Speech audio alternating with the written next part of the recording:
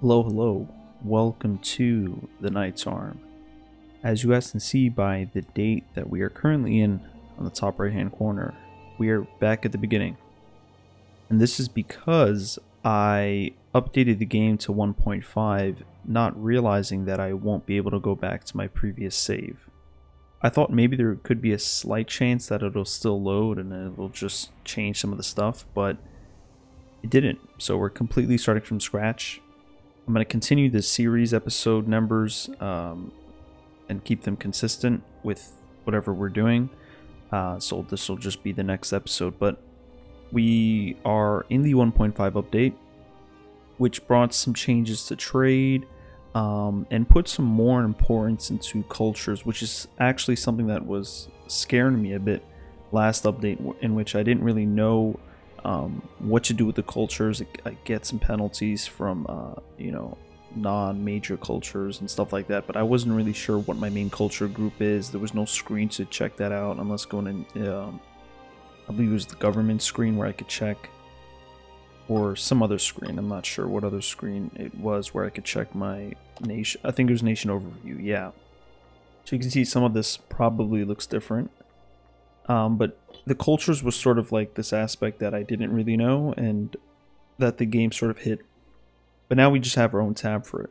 So we could see it over here, see breakdown of your cultures. So our primary culture is Armenian. And our primary culture happiness.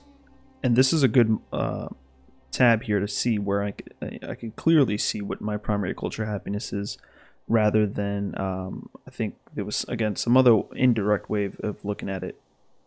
So this tells me how many pops I have as my primary culture, although I'm not sure. Is this telling me how many pops I have in total, or how many Armenian pops I have? So if I go to my nation overview, it's my power base. Okay, so what's good about this culture screen is also tells you how many pops you have in total.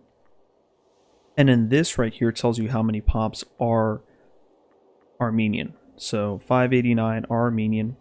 And also another update of the game was adding another set of characters, or another set of another set of pops, another pop group called nobles, and you can see they're represented by this logo here. So if I can max them, the idea here is you essentially start off by tribes, and then you could bump them up. You could bump basically, again, I don't know if I'm going to describe this right, but I have the idea down, in which your culture could essentially occupy one of these pops, and if you allow your pops to move up, if you allow your culture group to move up in pop level, then they can become your primary culture. And so right now, in my nation, Armenians have the right to become nobles, and since they're given that max right, then they are considered my primary culture. My next is my Pontic over here, and they only have the right to become freemen, so they don't even have the right to become citizens or noblemen. So the fact that they are not maxed out means that they are not my primary culture. And over here it gives me my cultural happiness, so this is great, right? I can see what my happiness is, and I can see their breakdown over here. So obviously some of them are slaves, some of them are freemen, some of them are citizens, and some of them are tribesmen. Although I don't know how many are noblemen. So let me go to my capital. Where's my capital? So if I check my my citizens over here in my capital, am I selected on my capital? This is not my capital. No, this is my capital right here. If I select my capital, you can see that I have a small sliver of noblemen. I have one, technically. So I would figure that's why that's not showing over here, because it's just too small. But yeah, so essentially it would be there, and what this does is it allows the highest form, or the highest ranked pop in that culture group. So in this case, Armenians are allowed to be all the culture groups, all the pop groups, excuse me, including noble. And if you allow a culture group to become nobles, then they are considered your primary culture group. Alright, so let me just read what this says. Armenian is your primary culture group. Over time, pops and non-integrated cultures will assimilate to Armenian. So we could look at what's non-integrated. I think Albanian are non-integrated. Or we'll find that out later. And so let's look at Albanian. Albanian is not an integrated culture, so it's a, what do they call it here? A non-integrated.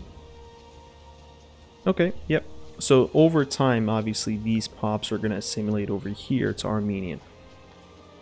I also have Pontic over here, which is part of my culture group. If I open up the culture group map, you can see it's part in this green area, which it says right there, Pontic is the dominant culture. And, oh no, I'm sorry, I'm reading the wrong thing. My culture group is Anatolian, so it's all this green bit over here, this light green. So Pontics are only allowed to be freemans, so they're not allowed to be citizens, nor are they allowed to be noblemen. So that's that, and I could, by clicking this button here, I could level them up. Although I'm pretty sure there's penalties for. Sorry guys, the aden just scared me.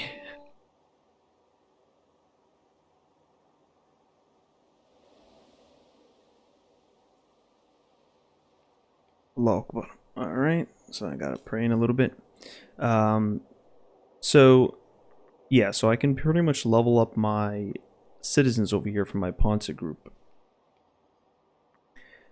The only thing is it doesn't show me here any penalties for leveling up. So I'm pretty sure there's some penalties, or you know, your primary culture group gets unhappy. But that's only, and it does show the penalties here. If we pass these decisions, these are basically temporary boosts to your happiness and towards other things. So I could either found a colony. So again, these names are irrelevant to the actual modifiers that they have. I mean, the main thing is the modifier, so you could just pretty much ignore what the name says here. Except for found colony. I think found colonies, it could be something, although I haven't read this yet, so let's look at it. So this found colony gives us migration attraction of +2, pop assimilation of 10%. The province of Armenia Minor loses 20 loyalty. Currently it's at 100. So province, and I'm pretty sure I'm selected on this one, yeah. Yeah, okay. So a province gets loses loyalty. Armenian pops will be sent to found a colony in Pontic territory. Okay, Pontic culture gains colonial occupation. So let me read what the blurb on the bottom says. The best way to ensure lasting loyalty in a region will always be to send those we trust to rule it for us. Let us send a number of trusted Armenian men and women to build a new life deep in foreign territory. So what I'm thinking this does is this basically helps eradicate the culture, because it increases migration attraction and it increases assimilation speed, so they can become assimilated into the Armenian culture. And obviously the culture gets unhappy because they're basically occupied by the Armenian culture group who are sitting there. I think that's what this, and then you have right to lead, you have protection against torture, right to enter legal contracts. Again, these are all names, these don't mean anything. The only thing that matters is their modifiers. Yeah, you can see these are all positive right here. You see these all increase integration speed, they increase happiness. Although this one decreases the main culture happiness, so my primary culture happiness, or any of the integrated ones. So these are all positive. This right here is negative, so this effectively gets rid of the culture. Alright, and Armenia obviously isn't a part of my culture group, so there's that's their thing, which is why they have 20%, because they're unintegrated. So these are integrated, or are they? Oh no, it's not integrated. Okay. So no one's integrated except my primary culture. So I mean, the more, province, I mean, as long as it's in my culture group, I don't have to worry about it. But when I start getting into some other culture group territory, such as over here, when I get to Assyrian, that's going to be a problem. Okay. So that's that. Also, if we go to my capital, you can see they changed this bit somewhat. So, they still have the ratios. Now they have noblemen over here, so this is obviously going to get increased. Yeah, we still have the same import routes. We still have these options here. And in this case, nobleman gives us research.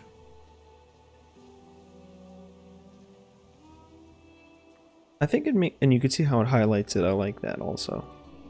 But you can see what, starting from top to bottom, this gives us research as well as trade routes. So we technically don't have enough to get +1. So we're getting there. Although you could just click this button right here, which gives us another trade route. Anyway, so we have nobles right here. They give us mainly research. And they give us a lot of research, actually. Because if we look at our research over here, can it show me? Alright, it's not showing me, but it's the nobles give way more research than do citizens.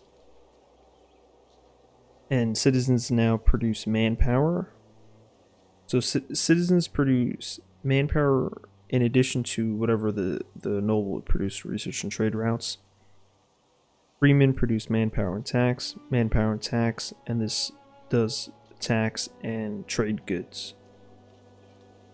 So they actually produce the trade goods over trade goods, which attribute to the income. Okay. So again, this is just something that I'm gonna have to memorize over time. So that's out of the case. That's done. Let's look at our nation overview. We do have our ideas. So it's telling me to pick an idea. So let's go ahead and pick some ideas. Let's do... How's our manpower? 120 each month. That's actually pretty good. Let's do morale. Let's choose a civic idea of slave output, sure. And then a religious idea of...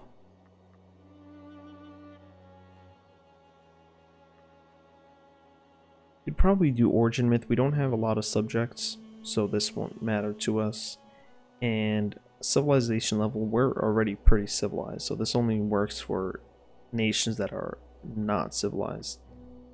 Although, who knows, I'm probably... I could check my civilization level here. Yeah, so 42% is somewhat there, but it's not going to be our major concern. So let's do the origin myth, which gives our ruler some gain, some popularity gain. And then obviously clicking those reduces my political influence. Okay. My ruler's unmarried. Yeah, this was an event that didn't pop up last time, that I actually had to manually do. So I like how they selected it. If your ruler's not married, other characters in your ruler's family will not get married. Alright, that's new.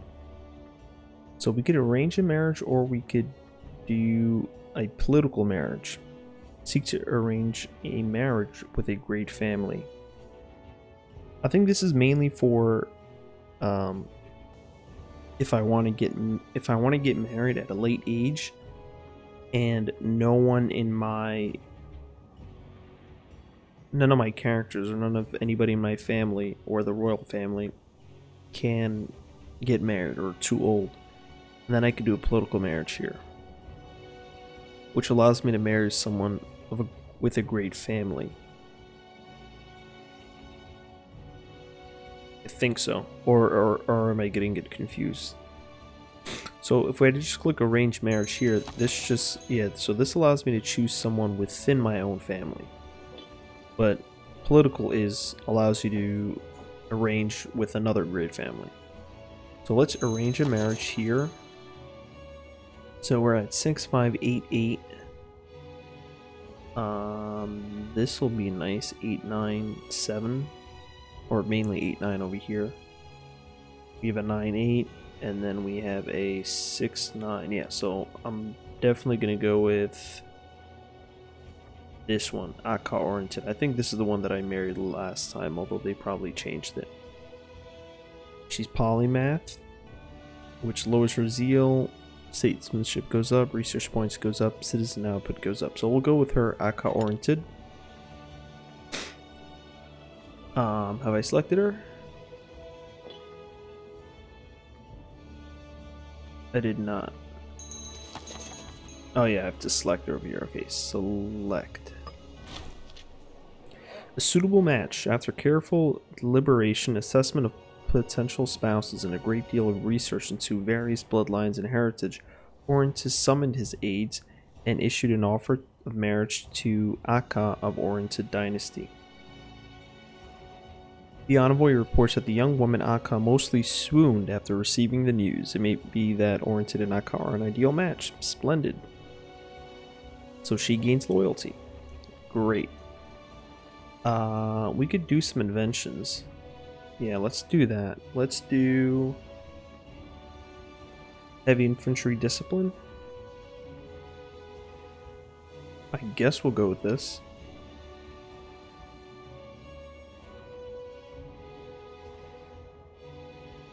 So these guys are selected based on the highest value they have in their respective field. So this guy's a 10. I mean, ideally that's what you want. But you also have to be careful because his statesmanship also affects. So if he has a high statesmanship, it could make up for that low value that he has in the respective field. But well, I guess we could leave these now. They're still pretty young. They still got a long life to live. But I think we should go for the heavy infantry discipline. How does that sound?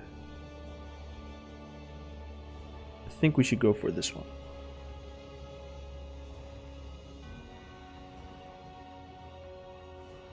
So let's do that. And we can't do anything else. Okay, that's fine. They lack a commander. I'll give you a commander. I can make myself the commander.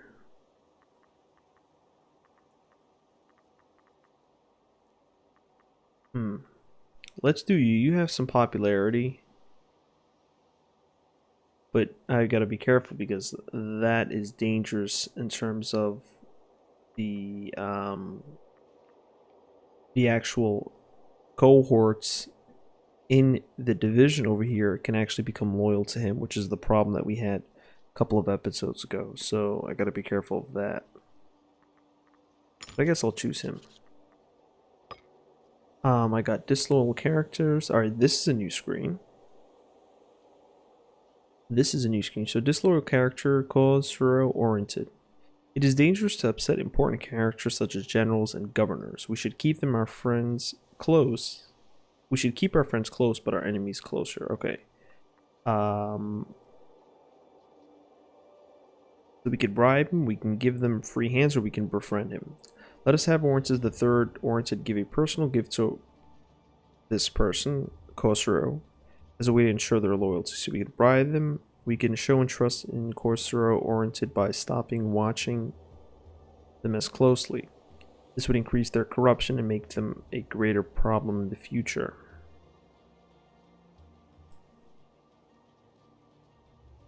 And then we have befriend. The greatest allies are often found amongst your worst enemies. Let us therefore turn Khosrow Oronted from foe to friend. So we already don't like him. Let me bring up the character screen.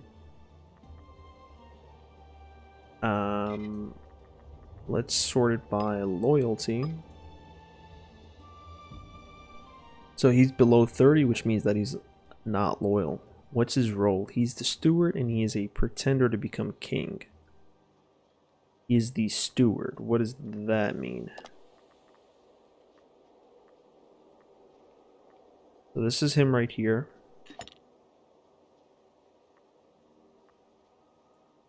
I want to see what he's doing, or like, yeah, exactly, like what position does he hold?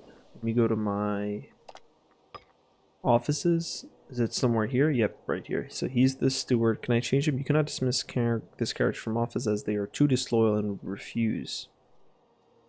To remove them, you must bring them to trial. This office grants the holder the following effects. So monthly character prominence, monthly family prestige, prominence, and statesmanship. I can bring him to trial. You currently have a standard chance of success, 43%. Chance is reduced by power base. What's his power base? I gotta get used to the icon. So 2 right here. Chance is increased by corruption, so he is some... Oh no, he's not corrupted. So this will increase my chance. Okay, so he's not corrupt, therefore I'm not getting any bonuses. The choices you make during a trial will affect the ultimate chance of success. If we fail to convict cause warranted, they may seek to start a civil war. Armenia pays 5 of our tyranny, which isn't all bad. There are some positives of tyranny, and we'll take a look at those. And then he loses 30 loyalty, currently 29 for 60 months. So probably wouldn't be the biggest, the best plan, because if we bring him to trial, he's already low on loyalty. So if we just bring him to trial, he's just gonna get rebellious right away, just by clicking this, right? Before even getting the trial started. So what we could do is we could probably do...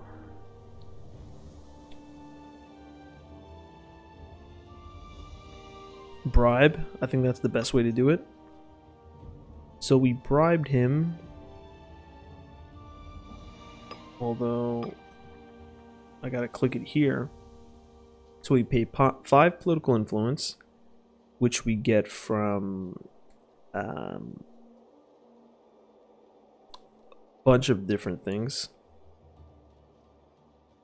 I forgot exactly how we get political influence. There's a lot of different factors, and our corruption is a factor. Okay, so we could bribe him. We have to pay 5 political influence. We gain 1 corruption, currently 0. We lose 100 gold, so we're gonna go negative, which is gonna give us some negative effects. He gets our money. Oh no, I'm sorry. Our king loses 100. How much does our king have?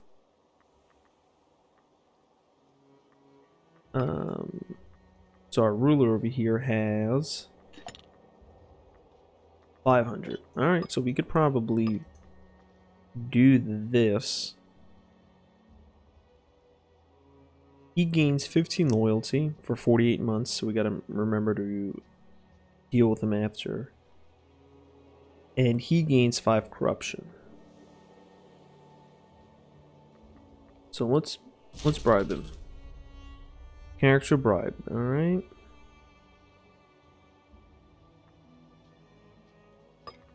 So this is gonna give us 44, but again it's only, you know, temporary, 48 months, so just exactly 2 years and then it expires.